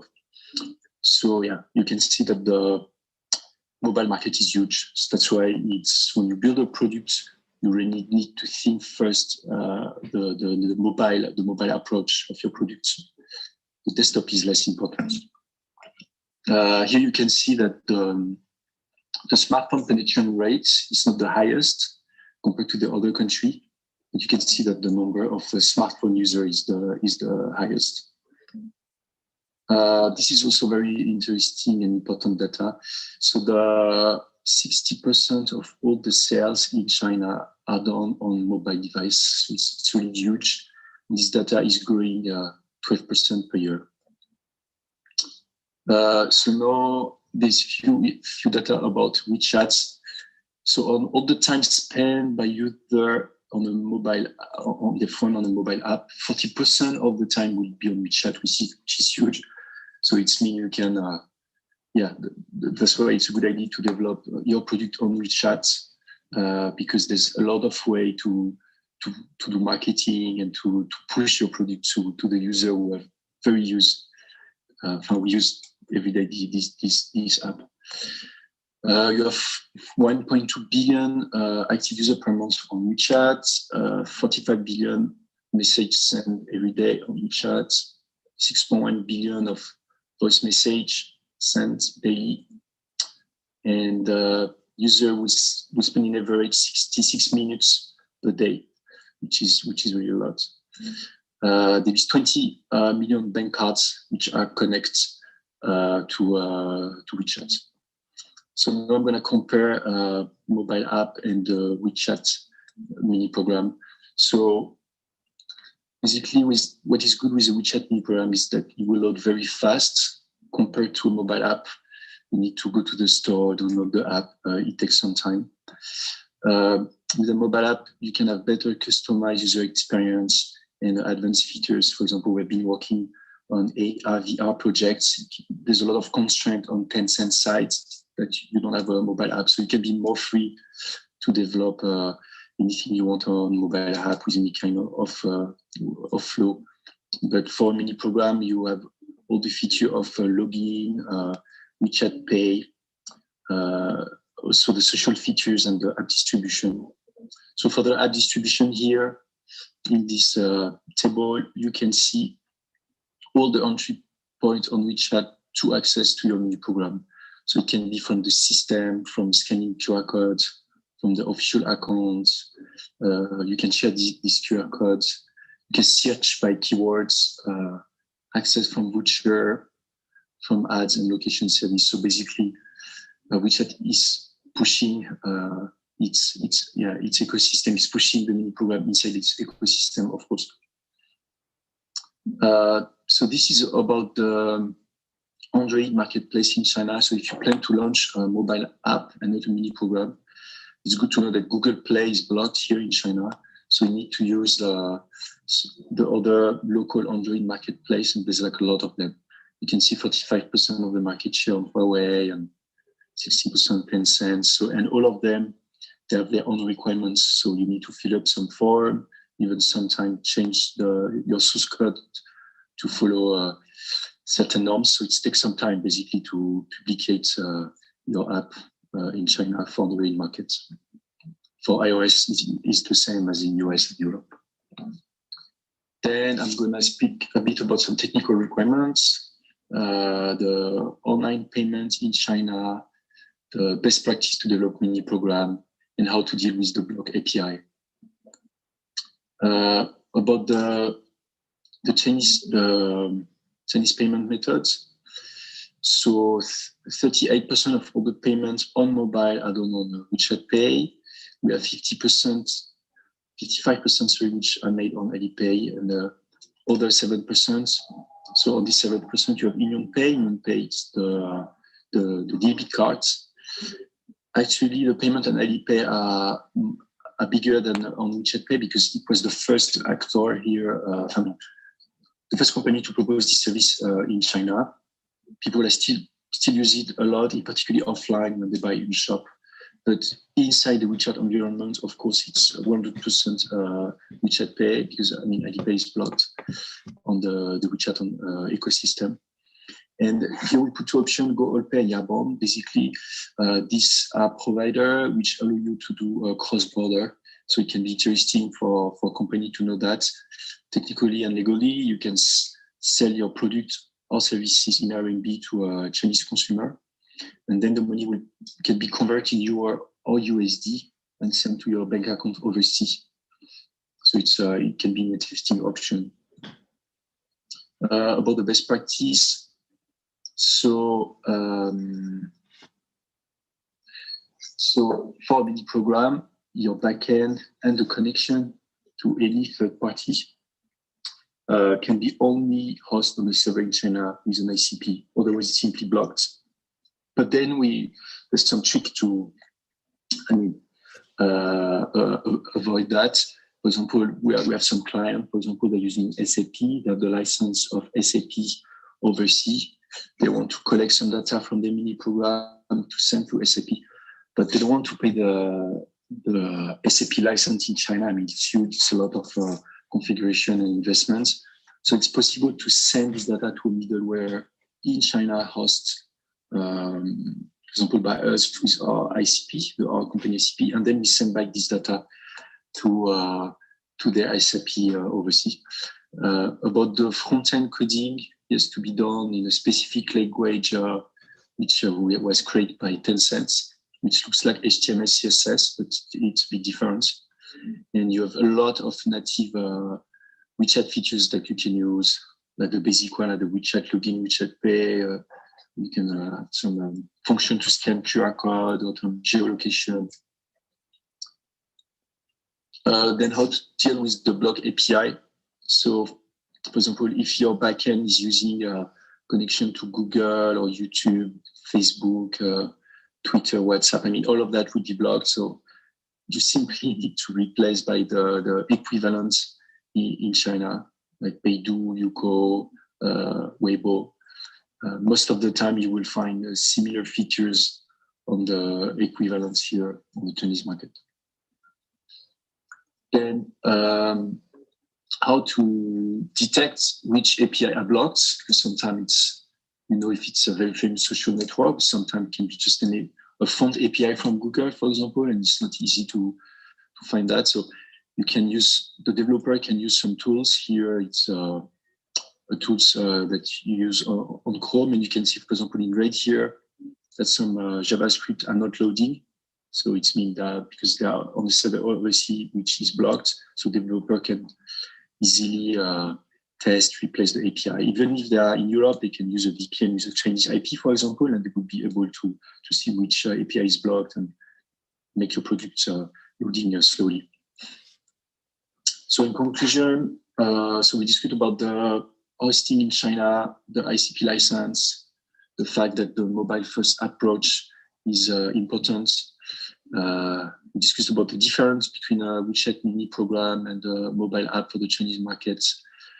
I also give some information about the technical requirement for mini program. So all of that are complex topic which require preparation and technical knowledge. So if you're interested by that, if you have any question or if you want to migrate your product in China, we have done that for a lot of clients. So you can contact me. You can find my email here. You can also find my contact on LinkedIn. And just to give you a bit more information about our company, QP Software.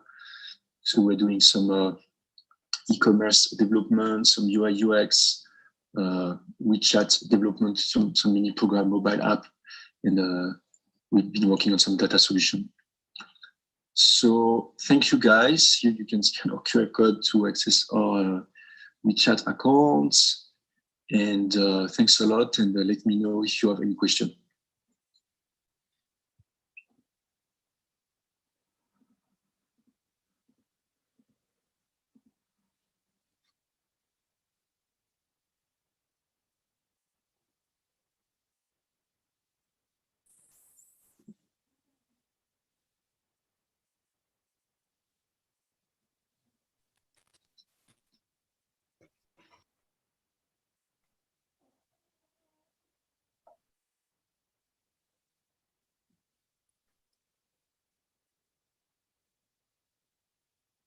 Hello, everyone. Hi. Hello. Hello, everybody. Good evening. Hello, guys. Hello, Quentin. Nice to see you here. Hello, Yoann. Nice, everybody. So thank you so much for you all to being here and take this time to do the live and Q&A with all the audience. And everyone is all extremely excited. And thank you all so much for taking the time again. So, and I hereby strongly recommend all those who are watching right now on YouTube to drop the questions so that we can ask all those amazing speakers.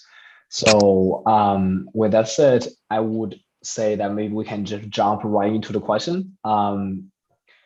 I have prepared, from our side, I have prepared 3 questions, and we'll be taking turns for, if you would like to answer, we'll be taking turns for all of us to answer those questions.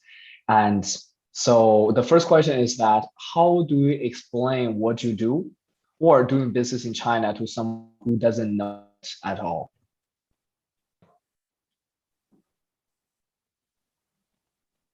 Can you repeat that again? How do you explain about doing business in China or what you do to someone who doesn't know it at all?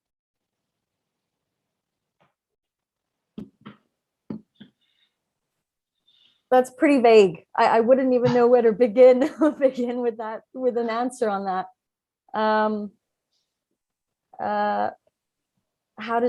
Basically it's how to do business in China. Is that it? Yes, absolutely. Yeah, just maybe some like quick bullet points and tips for those who are extremely curious. I mean, I think for me, the biggest tip to offer right now during COVID times is to have an open mindset. We know that borders are shut. It's difficult to travel on the ground to China at the moment. It's preventing a lot of people from actually initiating any form of business, and it's preventing people from having a strong mindset about getting in. So I think, the first thing to realize is there's a lot of experts that are on the ground that can support and start the business on your behalf until things open up even more freely in China. So the first thing I would say is have an open mindset, be open to the culture, be open to the language, be open to the confusions, enjoy the journey. It's a lot of fun. It's a roller coaster ride of emotions, but have fun along the way. Yes, I totally agree. And how about you, Yoann? Do you have any ideas you would like to share? First of all, I would like to agree with Kristina, what you just said. I think it's a lot about the energy. And it's a pity that currently the border are, I would say, closed because you need to go to quarantine and it's kind of difficult to have the visa, right? However, with internet, you can still access to great partners, great people that can help you access to the market you want to reach. So on my side, as you already heard, I am specialized in the sales part. And actually for the sales part, the most important is to get to know your customer. So I really encourage you to get a conversation with them. Try not to go too fast into proposing your solution. Take the right time to really understand what they do, what they need, what could be their pain and gain. And I think after that, you'll be able to see if your service could fit for them. So that's, my first bullet point as an advice. And the most important one, get to know your customer. Yes, getting to know customer is always important. So how about you, Quentin? Yes, I think, so me, I started here, this agency 15 years ago. So I think the way it was then is probably different now. And my expertise is more technical, I give technical advice to our clients. But I think probably these days, the last 10 years, the Chinese economy grew a lot, and there's more and more users who are willing to buy service or product from Europe. I think that's one of the main reasons why European or US companies they want to settle down here in China. I think it's still a good opportunity. There's still some niche markets where you can really extend the business. It's a bit more difficult with the COVID situation because you cannot travel as easily as before. because when you open a business, usually you want to come in Shanghai, and so yeah, it's a lot much more by video call and audio call. Yeah, but in my case, I've done that already for many years. Even before COVID, I was a lot with the client doing things online. But I think, yeah, I mean, it's still I'm still quite optimistic about the development in China for the coming years. Yeah. Yes, I definitely agree. And last but not least, as the local representative here, Mr. Liang, what do you have to say about doing business in China? Hey, good evening, everyone. Hi, say hello from Shanghai. While being a lawyer for more than 15 years, so it's not a surprise for us. We've been frequently being asked by the foreign investor, what about the how the transparency of the Chinese legal system, how their legitimacy can be protected if they make their decision to invest in China. Well, I mean, like I said, working in the law firm in China for more than 15 years, we have seen a lot of changes have happened, and Chinese government take a number of measures to simplify the, let's say, investment environment, and to take measure to encourage more foreign investor to make investment in China. I know, well, few minutes presentation or just short conversation cannot ease all of your concern about the, for example, transparency of Chinese legal system. But what we can see in the past few years is that even and the Sino-US trading intention, as well as this negative impact by the COVID-19, but the economic growth trend of the Chinese economy still is growing on, still climbing to the new high tide, and we see more and more foreign company, they pour much high intention in the Chinese market. So it's not a surprise to us that even after the end of the COVID-19, we will continue to see that more and more foreign companies, they will put more focus in Chinese market, and they still keep, I think, why try to explore more potential opportunities in Chinese market, because this is a market nobody can willing to can ignore. Sorry. Yes, definitely well said. And this is personally one of my favorite questions, and really dive into for all the audience and those who are listening right now, for them to get a better understanding about your business journey as well. So I'd like to, if it's okay, start with Kristina. Would you mind share one of your biggest challenge or maybe even failure, and what did you learn from it? I have too many. I wouldn't know which one to choose. I mean, I'm 17 years in the market, and I would probably say that my biggest mistake was not adapting the business straight away to a Chinese business. So what we did is, being headquartered in Hong Kong, we took our Hong Kong model and replicated it in China. And I arrived in 2003. And even in those days, we took the employment contracts from Hong Kong and copied that in China. We took contracts from Hong Kong for our business services, copied that into China. It was just basically replicating. And you might all think, oh, I mean, why would you do that? It's two countries, two different systems. But actually, in those days, Hong Kong was so tied to China, we really just made the assumption that whatever you do in Hong Kong, you can do in China. And funnily enough, this is probably also a recurring theme that still today, even a lot of foreign investors think that they can replicate their businesses at home in China. So one thing I would just probably say is, don't do that. Realize that you've got to adapt your business to the Chinese market. You've got to adapt almost every aspect of your business to the Chinese market.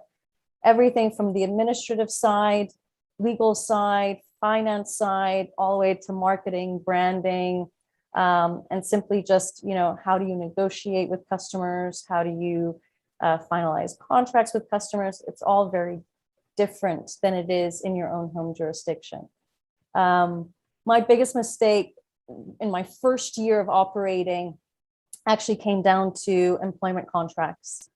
I wanted to let go of an employee, and long story short, we followed the same system that we do in Hong Kong, which is at 5 p.m. on a Friday. We come in with a compensation check, give it to them, and we think, okay, everything can be done within 30 minutes. The employee didn't leave the office until 1 a.m. Wow. And the mistake that I made was I didn't actually upfront contact a labor lawyer, my payroll agent. I didn't get advice on how to do a termination in China before doing it. And mind you, this was 2003. So, I was very much a newbie, new to the market, new to how things were done. But that was an eye-opener for me, to the point where everything I did thereafter, I got advice on and made sure I was doing it in the right way. And the biggest part about this story is the fact that I paid out a termination compensation that was not even necessary. But just to get the person to leave the office at 1 o'clock in the morning on a Saturday, that was the only way I could do that.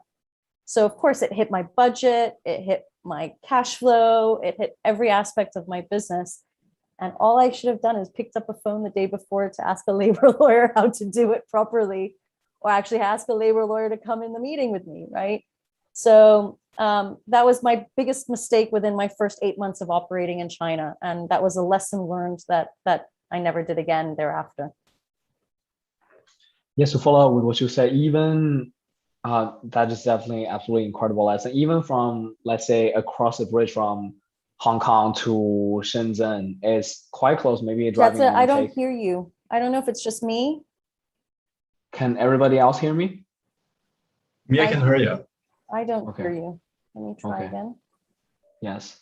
So to follow up with what you said, from Hong Kong crossing the bridge to Shenzhen, although it's quite a close drive, but definitely I can imagine, I know for a fact from Hong Kong to Shenzhen, like when it comes to conducting business, things are totally or even quite different. So with that said, how about you, Yoann? Do you have any something valuable to share about your lessons and the mistakes from the past, maybe? So first of all, I believe every mistake can be turned into a gift or opportunity, as long as you have the right mindset to do it. And actually, I don't know any single company in China that doesn't have challenge. All of us have challenges because that's a very competitive market. It's a very fast market. And something that is working today might not be working tomorrow. So I think it's about this humility and this ability to change very fast that you can succeed in China. So that's what I realized. Even you are a #1 company now, maybe in 3 years, you will be challenged and you might lose some big market share. So here it's really about, as I said, humility, the ability to change fast, the ability to trust the team, because the team knows most of the time what's going on. And yeah, it's about taking fast decision. I think the decision has to be really fast here. If you see a good idea, boom, you do it. The day after, business plan is done, new proposal is done, new service is created, new team is hired. This is the China speed. So that would be my main suggestion is if you try to use the same speed as other countries in the world, you might face a lot of difficulties. Absolutely. It is extremely important to always be learning and adaptive about changes and everything. So with that said, Quentin, do you have anything to share about your past and challenges you have run into, or your lessons? Yeah, sure. So yeah, I think we have changed the way we work in our company when we build product for our clients. I think it's not specific only to Chinese market, but I think it's related to it. It's just like in the past where we're developing a digital product for our clients. So, we do like e-learning platform or some app to book the gym or this kind of things, and we had clients who come with a specification completely done. So like, okay, you have to implement that. So we were implementing a product, but we were thinking maybe this will not really match what Chinese users are looking for, because the owner, they were foreigner, but they were sure the idea would work well because it's what already work in Europe, in US, so why would not work in China? And in the end, we're implementing something, and we were seeing we were going to the wall, and right now I mean, with the experience, we explain to them, we say, okay, you need to have the user at the middle of your product. We're going to make just some workshop with them first. We're going to sit with them, identify different kind of user, each profile. We ask them, if it's, for example, a school, with the parent, the teacher, we ask them question to understand which kind of problem we want to solve, which data they want to get. Then we make a small prototype, then we make them test, and we work by iteration, to build the MVP first. And once we see it's working, we just improve the products. And I think this is, I guess it's for all the market, in China even more, in particularly when you are foreigner and maybe you don't understand some aspect about culture. So it's something, we completely changed. And since we adopt this new process, it's working pretty well. Absolutely. I think it's really a process of adjust and adapt as fast as possible with the new environment, whether it's, for example, doing business in Hong Kong or doing business in mainland. But what comes after that, like Kristina mentioned earlier, what comes after learning from the mistakes, and those are the joyful moments. So with that said, Mr. Liang, what do you have in mind when it comes to share some challenges or even the mistakes that you have came across in the past? Yeah, never take anything for granted. I mean, for most of the foreign company, never been to China. They simply copy what they got the previous experience in the Europe, in the state, in the other foreign country. They simply think they can simply copy paste their similar experience in China, which is wrong, right? We see, I think Kristina just shared a very interesting experience about the 5 local employee. Actually, my topic today is about the company law, but for most small and medium-sized companies, I think employment is something they cannot ignore, because you may see a more challenging part in China to 5 local staff. Sometimes even we heard a lot of complaint from the Europe, US company about the high standard and the Chinese employment law to terminate employment contract with local employee, no matter whether you are Chinese citizen or the foreigner, right? Because what it is understandable, of course, for I think foreign company never been to China. They don't know anything about the Chinese legal system. It takes time to them to familiar with the whole Chinese judicial environment and to know the Chinese legal system. Sometimes they paid for that. Paid high cost, I have to say, as lawyer. For example, if you go to illegally terminate a labor contract with a local employee, you may have to pay the double economic compensation comparing, let's say, to terminate contract in a normal ways. So, like I said, Chinese market is totally different what we can see from the other country. So if you have you don't know anything about the Chinese new market, so do check with your local partner or your local supplier, talk to someone who you can rely on, and to have good understanding about Chinese practice, and before you make the right decision. Absolutely. It is definitely extremely important to, as a lawyer, that your experience share is extremely valuable, which is to really pay attention and be so cautious every step and every actions you take, because not only represent yourself as a person, but also as organization in a whole. So with that said, one of the last questions, would you mind share the most important thing, or maybe 2 things that why your service or product is better than others out there in the market? Maybe we can begin with Kristina. Oh, you're always putting me on a spot. Yeah, I'm happy not to be first. You have the time to think. All right. First of all, I just want to say, going into China, you can't go it alone. And I think in today's age, with the pandemic, with borders being shut, that's the biggest thing. You can't go to China alone. You need to find partners. You need to build an ecosystem of partners who can support your business, take care of your business, keep you safe, keep you protected, but also help you to grow and scale up. I mean, I don't really like to show off what I do, but I guess I could try. I think Woodburn differentiates ourselves compared to other people is that we are a corporate service provider on the ground. Our bread and butter business is accounting, tax, and payroll functions. I'm a big believer in numbers. I'm a big believer in understanding your numbers, analyzing your numbers. And there's a big difference on the way that you do your accounting in China compared to the Western world. I call it fa piao accounting. It's not cash accounting. It's not accrual accounting. It's fa piao accounting. And that's a whole nother webinar topic in itself. But it's important to understand how things work in China when you're looking at your numbers.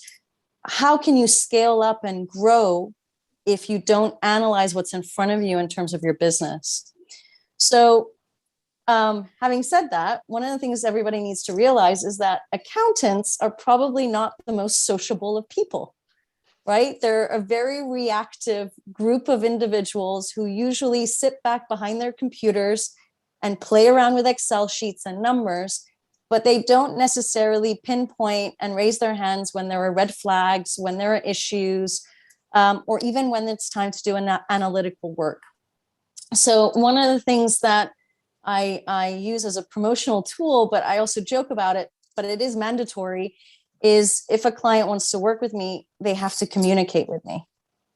If you're going to outsource your accounting to us, we need to know what you're doing in your business. We can't advise or guide you in your future journey in China without speaking. So it is mandatory once a month at a minimum. We have a call to go through your financials, your numbers, anything that is popping up in your business where you may have a question.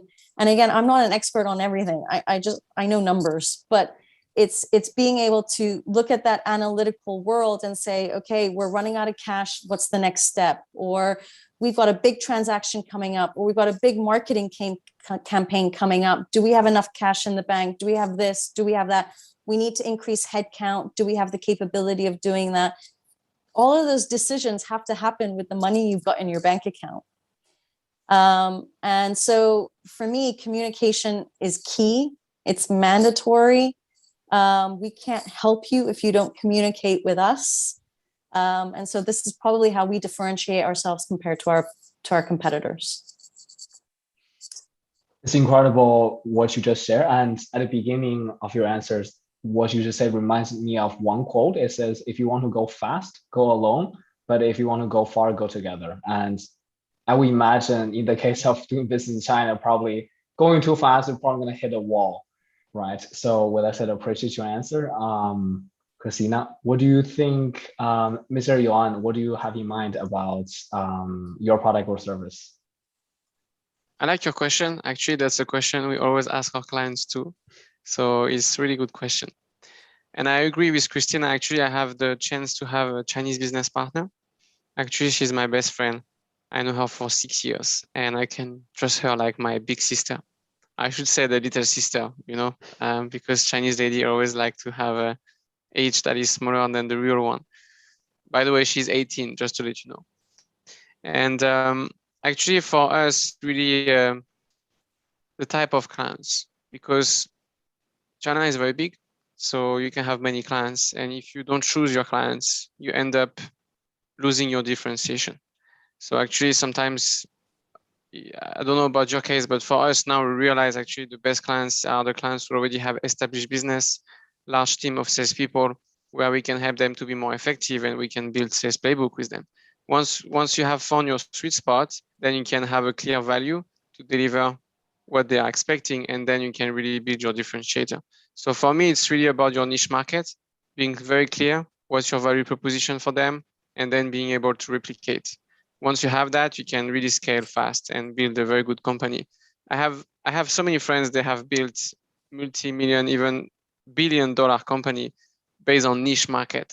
So they are not even approaching 1% of the Chinese population, and they are already unicorns. So yeah, it's really about for me, it's really about the niche. If you can identify the needs of your niche, being able to provide the right value proposition. And I agree with Quentin. I think if you do an app without the user, the app will never work. So it's the same for sales.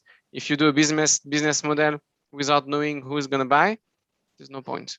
So that's my feedback. It's not so much about you as a company. It's more about the people you are going to serve and how much you really understand them. So that's my answer. Absolutely appreciate that. And so, Mr. Quentin, what about your company? How do you guys differentiate yourself compared to your competitors or other people in the industry? Yeah, okay. So yeah, I mean, I never do some benchmarking, very detailed of what I'm doing my competitor, but I mean, I can explain a few points which I think why our clients or future clients should work with us. I mean, so first, I mean the software development and web application development for like 20 years. I started to do that when I was a student at university. I was at the same time working for a logistics company developing the software. So I was a developer after I became project manager, and now I'm doing general management. So I take care of the finance, HR, sales, but I still know all the steps to develop a product because I started as a developer. So I think it's important when you have a company, you know what you are selling. And yeah, I mean, I've been in China for almost 16 years, and I started actually this activity 16 years ago. I mean, I'm still there. I mean, I guess it means that I'm not too bad at that. And then also, I mean, you know, there's a lot of digital agency in China. To be honest, if you go on Google, you can find dozens of it. But some of them, they can position themselves for something quite specific. For example, my company, we're not doing branding, we're not doing marketing. We really develop a product either from scratch or an existing product. So we really, yeah, we focus a bit on this niche market. So people, they know we're good at that. And for example, we have launched products for, I mean, some startup, but also large corporation like LVMH, Schneider Electric, Air France. We work with this guy in direct. There were no middlemen. So yeah, we have some good reference. Yeah, we can give some phone number to call. We will give some good reference or happy clients. Yeah. Well, thank you so much for sharing your experience. How about you, Mr. Liang? How does your law firm is better or differentiate itself compared to others out there in the market? No, definitely. I cannot say we are the best. We may be the one of the best, but we actually, for the legal industry, we face fierce competition from both the international law firm and the growing power of domestic law firm. Doing business in China is not easy, no matter you are a lawyer, you are accountant, you are running a company, I have to say, right? But I think the unique advantage, because in China, we are a PRC licensed law firm. We are not rep office of the UK law firm. And also we have our wide international exposure in the Europe.